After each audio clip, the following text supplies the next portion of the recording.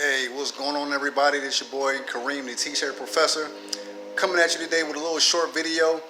Um, over this past few months or whatever, I've gotten a couple of comments or questions about the part that I use whenever I had to replace my or fix rather my heat press that you guys see behind me. And as I said before, it was a solid state relay that I got off of Amazon. And so this is basically what it looks like, and this is what the part looked like that I replaced. You see melted that melted terminal right there?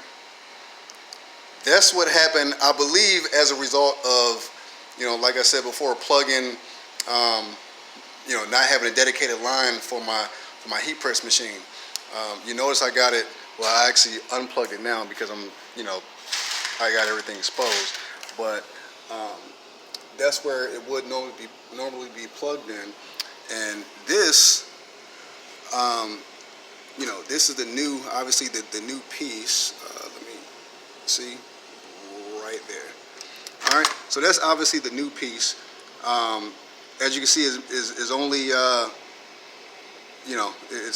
it's only held together by wires and a metal casing. And so pretty much, at first glance, like if you're not used to opening nothing up or dealing with anything like electronic, it can look intimidating. But kind of just like a car or just like a computer. Once you open it up, you'll see there's a lot of simple, parts that's really just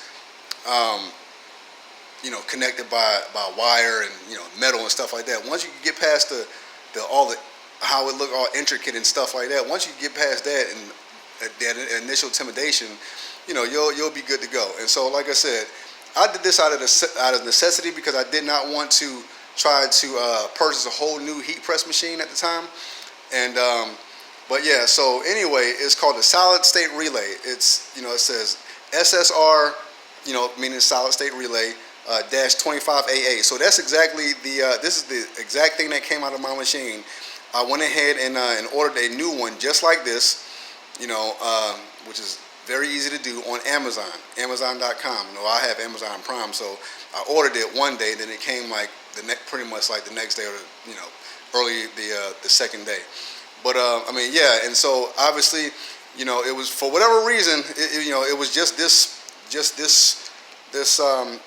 left side, this left side terminal that blew out or melted or whatever. But I just got a new one, replaced it, and pretty much only thing I needed to use were these wire crimpers and strippers. I stripped I had to cut the existing wire that had the terminal connected to it, or what they call the spade terminal, and of course they're the things that look like like little pitchforks. These right here, you know what I mean? And so all I did was, took these, cut the existing wire. You got to expose the wire. You got to deal with exposed wire, but obviously, you're going to have everything unplugged and stuff like that, everything shut down. So you're not working with live wires and stuff like that. And then you just take, you cut off the old one, expose some new raw wire, insert that into these, this little blue sheath right there on the new spade terminal. You clamp it down like real tight to make sure the connection is good, and you can't just pull it off. And then you pretty much put the terminal right back on to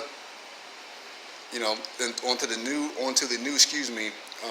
portion right here, and you just screw it down and then just replace the other wires as needed. I recommend that whenever you go in and you're going to change a part out, take a picture of the initial part that you're getting ready to deconnect and all that kind of stuff, so that way and have a visual reference as to how the wires are supposed to look, or things like that.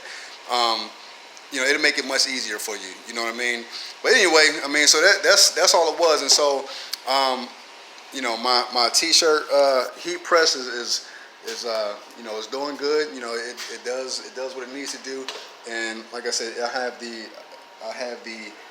Impress from Heat Transfer Solutions or what have you. You know, a 16 by 20. I recommend everybody get a 16 by 20, depending on obviously the type of printing that you're going to be doing. But it never hurts to get the biggest one out there anyway, because you know, if you get a smaller one, you know, it's going to be, you can't do the real big job, like the real big, you know, 16 by 20 designs or 13 by 19 or whatever like that. Like, especially if you only have a 15 by 15 surface. So if you just go ahead and get the larger one, spend that extra $100 or whatever, $150 or whatever to get the 16 by 20. That way you can cover all bases. You know what I mean? You can do small stuff, and then you can do, you know, the larger items. So anyway, that's the video for today. I just wanted to, you know, kind of piggyback on what I did, what I used to, you know, replace that solid state relay. Like I said, you can get it on Amazon. I'll put the link down in the description. But again, that's going to be probably different for this is an older machine. You know, a clamshell older machine, but it still does what it's supposed to do. I can only tell you about this type of machine. You know, this type of machine. I'm not an expert on the different other types, but you know, this is what worked for me. So anyway, all right, guys. I hope that helped. You know, like, comment, subscribe, share. You know, hit me up if you have any other questions or what have you. I'll go ahead and try to answer them as best as I can. And till then, I'll see you guys next time. And as always, happy t-shirt printing, guys. Peace.